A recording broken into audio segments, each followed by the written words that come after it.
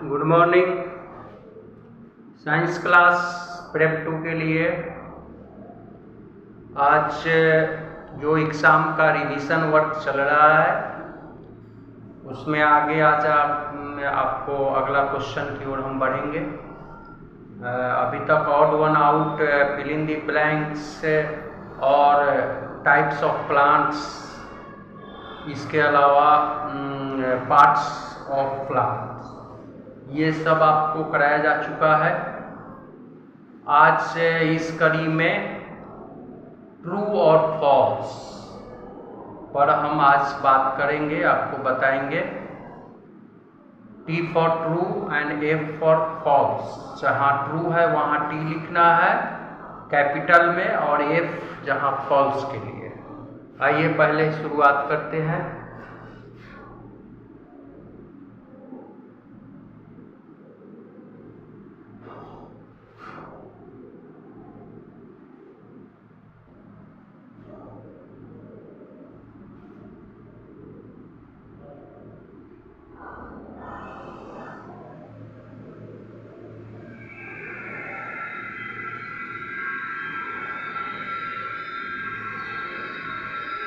तो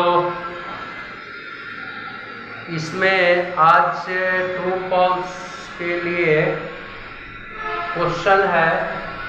पहले क्वेश्चन लिख दे।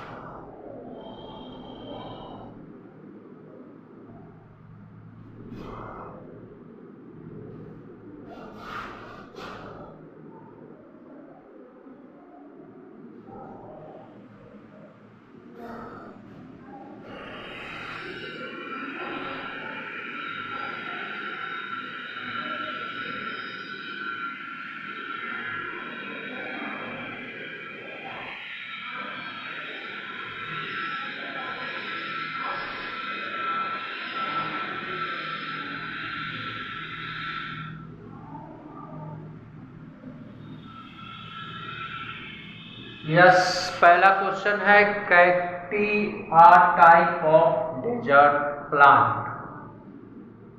आप लोग इसको बखूबी पूछ रहे हैं, क्लास में भी पढ़ाया गया है कि कैक्टस जो रेगिस्तान में, मरुभूमि में, मरुस्थल में होता है, उसी का एक प्रजाति है ये भी कैक्टी।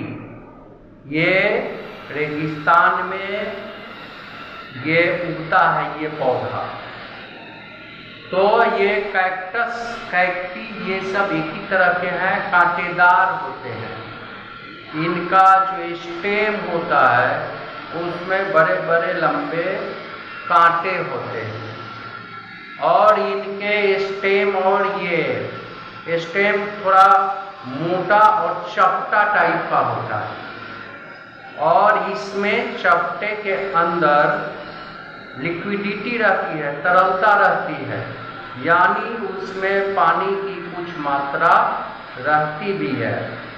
बरसात के दिनों में जब कभी मरुभूमि में वहाँ भी पानी होता है लेकिन बहुत कम मात्रा में होता है।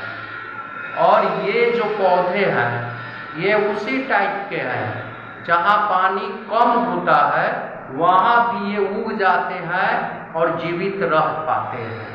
बहुत सारे पौधे हैं ऐसे जो पानी अगर उनको पर्याप्त नहीं मिले तो जीवित नहीं रह पाएंगे।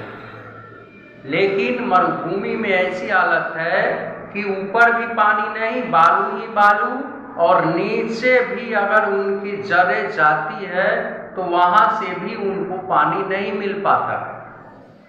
हमारे यहाँ बहुत सारे पौधे हैं जिनकी जड़ें अगर नीचे जाती है मिट्टी के अंदर तो कुछ गहराई पे जाने के बाद उनको पानी मिल जाता है। लेकिन मरुभूमि में ऐसी बात नहीं है, वहाँ बालू ही बालू, नीचे तक बालू है, वहाँ पानी की कोई संभावना नहीं है।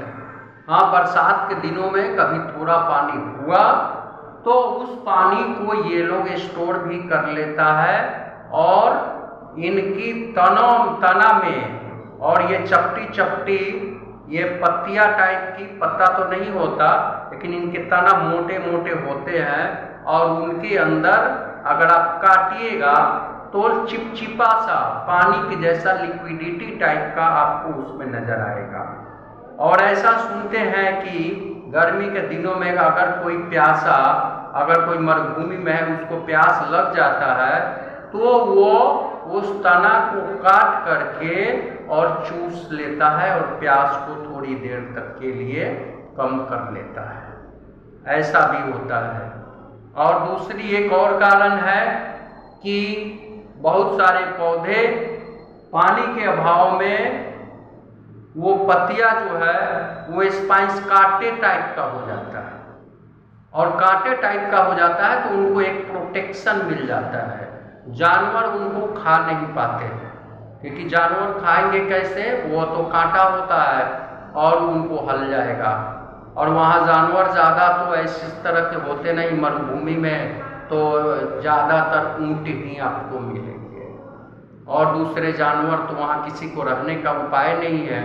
कि अभी आजकल गर्मियों के दिन में उस मरुभूमि में तापमान 50 डिग्री से भी ऊपर तक पहुँच जाता है, 50 डिग्री, 45, 50, 55 तक। अभी आज के समय में जून के महीने में मरुभूमि में 50-55 डिग्री तक तापमान पहुँच जाता है। और वो बालू तो और अधिक जल्दी गर्म होने वाला, बहुत जल्दी ठंडा होने वाला ऐसा मिट्टी है।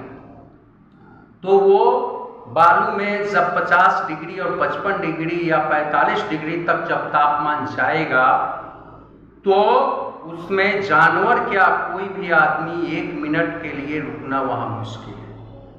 हाँ, जब रात होती है तो बालू जितनी तेजी से गर्म भी होता है उतनी ही तेजी से ठंडा भी होता है।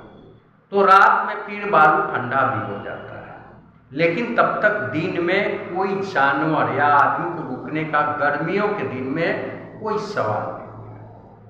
तो यही इस टाइप के जो पौधे हैं वही मरुभूमि में आपको मिल सकते हैं। वहाँ खजूर भी मिलेंगे, डेट पाम, और वो खजूर में भी वही बात है कि उनको भी जीवित रहने के लिए पानी की कम मात्रा की जरूरत होती है। बिल्कुल लिटिल वाटर उनको चाहिए, कम भी हो जाए तो वो जीवित रह जाएंगे। तो इसलिए मरुभूमि में बहुत सारे पेड़ तो होते नहीं है, पूरा बालू ही बालू दिखेगा। और कहीं कहीं ये कैक्टी या बबूल का पेड़ या कैक्टस या खजूर, ये 2, 4, 5 किस्म के पौधे हैं जो आपको मरुस्थल में, मरुभूमि, रेगिस्तान में आपको दिख सकते हैं। और इसका एक ही रीजन है कि ये कम पानी में भी जीवित रह सकते हैं, इसीलिए मरुभूमि में रहते हैं। बाकी और कोई पौधा बालू पे होना और कम पानी पे जीवित रहना संभव नहीं है। इसके अलावा आपको जानवर में भी एक ऊँट ही जानवर है जो डेजर्ट में, रेगिस्तान में रह सकता है, और इसका कारण क्लास में बताया गया है, आप लोग जान भी रहे थे और हमने बताया भी था कि ये पानी जो है वो अपने अंदर एक थैली में स्टोर कर लेते हैं, जिसको कुबर भी लोग बोलते हैं, और उस थैली में पानी ये पीते हैं और उसमें स्टोर करके रख लेते हैं। और इसी के सहारे ये 7 दिनों तक बगैर पानी पिए भी जीवित रह जाते हैं। इस वजह से रेगिस्तान में ऊंट आसानी से जीवित रहते हैं और कोई जानवर नहीं रह सकता उतनी गर्मी में बिना पानी के। और दूसरा एक और भी कारण है ऊंट के लिए कि वो उनके पैर गद्दीदार होते हैं, गद्दी जैसा पैर चपटा होता है और उनको रेगिस्तान में चलने में बहुत मज़ा आता है, उनको कोई दिक्कत नहीं है। बालू नरम होता है और उस पर उनको दौड़ने में चलने में खूब आसानी से दौड़ते भी हैं। और बहुत सारे लोग तो रेगिस्तान में ऊँट के लिए ये गाड़ी भी होता है, काठ का गाड़ी, और गाड़ी भी खींचते हैं। आप राजस्थान में जाएंगे तो रेगिस्तान क्या, और भी जहाँ रेगिस्तान नहीं है वहाँ भी आप देखेंगे कि ज्वार बाजरा ये सब की ढुलाई लोग ऊँटों से करते हैं। और ऊँट को ये काठ की गाड़ी रहती है और ऊँट उसको खींच करके लाते हैं, उस पर लोग ज्वार बाजरे का बोझा उस पर लादते हैं और उसी से ढुलाई करते हैं। तो राजस्थान में ऐसे भी जहाँ रेगिस्तान नहीं भी है वहाँ भी ऊँट लोग रखते हैं और वहाँ भी ऊँट से काम लेते हैं। दूसरा क्वेश्चन है,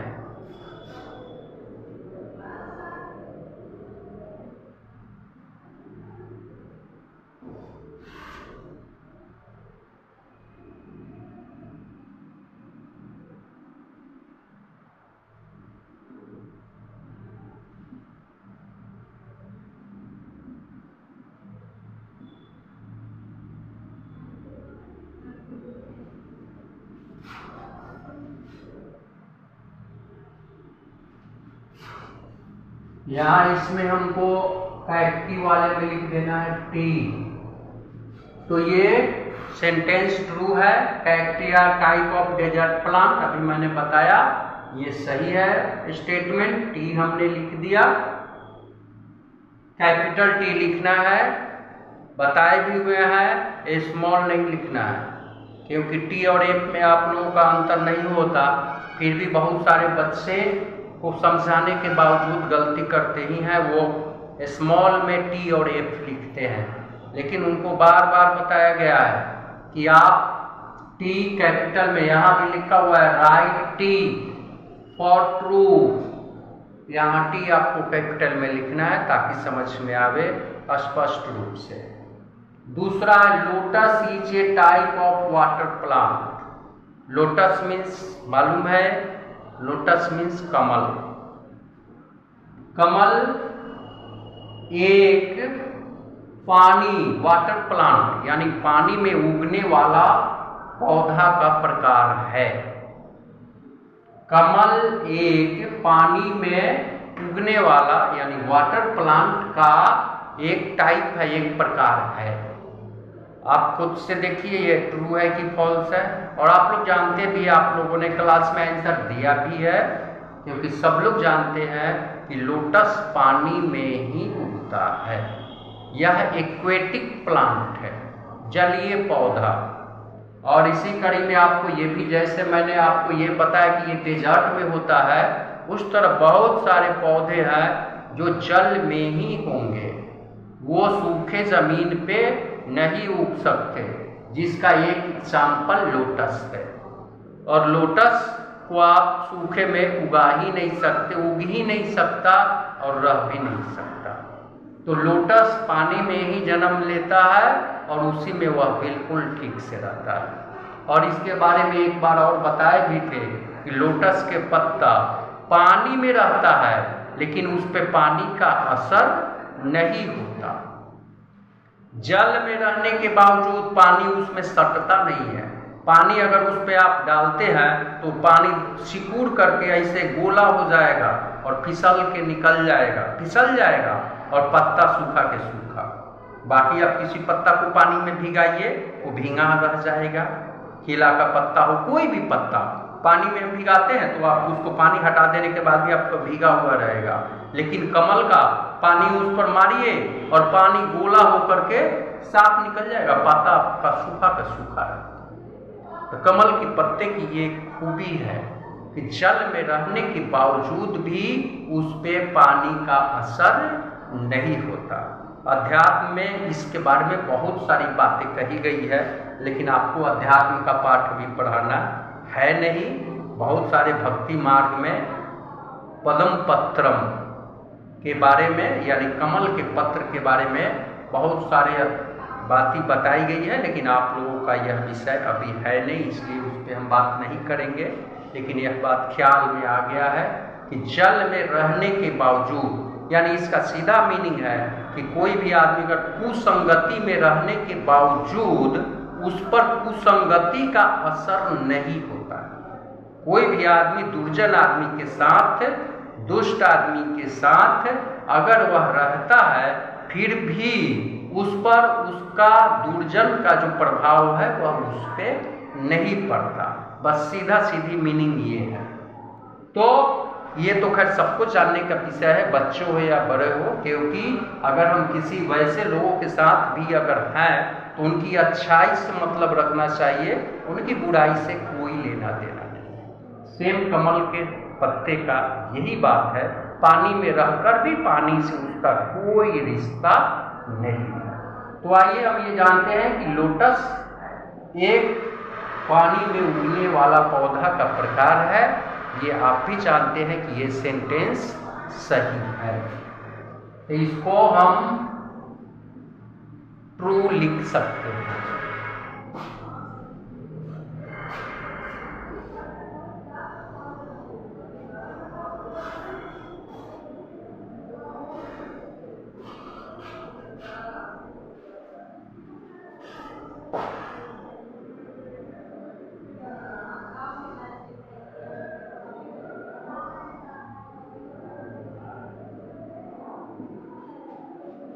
बनाना इज ए ट्री,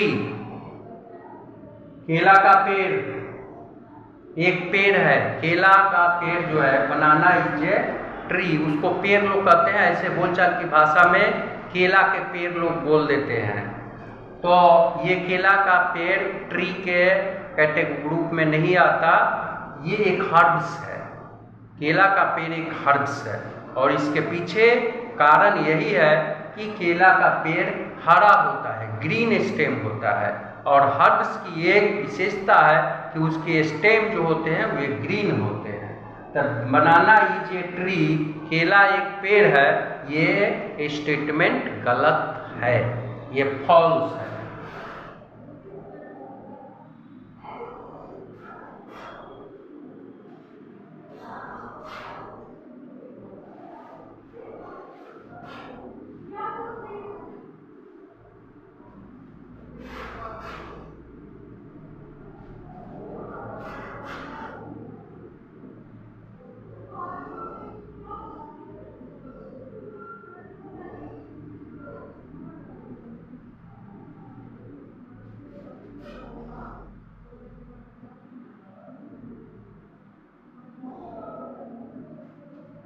चौथा क्वेश्चन है, rose is the national flower of India. ये भी समझने की चीज है, पाठ में पढ़ाया गया है बुक में कि लिखा हुआ है rose is the national flower of India. Rose Bharat का राष्ट्रीय पुष्प है, राष्ट्रीय फूल है। ये स्टेटमेंट आपको मालूम भी है, ये स्टेटमेंट गलत है। भारत का नेशनल फ्लावर यही है, लोटस। कमल भारत का राष्ट्रीय पुष्प है और रोज इंग्लैंड का राष्ट्रीय पुष्प है, इंडिया का नहीं है। इसलिए ये स्टेटमेंट क्या है, फॉल्स है।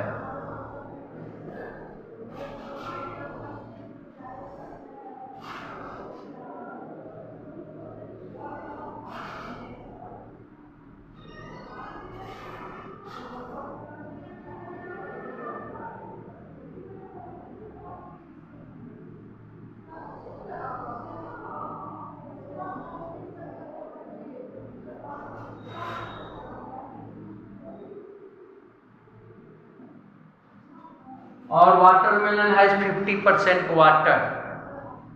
ये देखिए, वाटर मीन्स तरबूज। तरबूज में क्या 50% वाटर होता है? बुक में पढ़ाया गया है कि वाटरमेलन में 92% वाटर होता है, इसमें 50% नहीं होता, 92%। केवल पानी ही पानी होता है, 8% ही उसमें गुदा है। यदि आप वाटरमेलन को खाते हैं तो बस आपके अंदर पानी ही पानी जा रहा है, बस 8% ही जो उसका गुदा है वैसी का कुछ अंश आपके अंदर रहेगा, बाकी बिल्कुल पानी है। तो वाटरमेलन में 50% वाटर होता है, ये स्टेटमेंट गलत है। इसलिए आप इसमें लिखेंगे फॉल्स। ओके, इस तरह से ये 5 क्वेश्चन आपको दिया गया, आप सही तरीके से नोट कीजिए और नोट कीजिए, याद कर लीजिए, फिर लिखिए। डायरी है,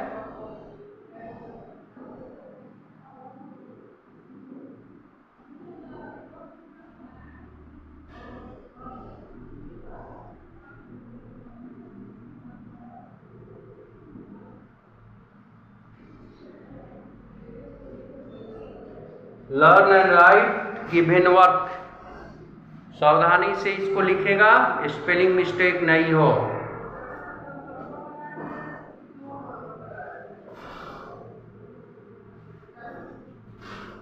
ओके, आज के लिए ये आज समाप्त हुआ, फिर अगले दिन मिलते हैं।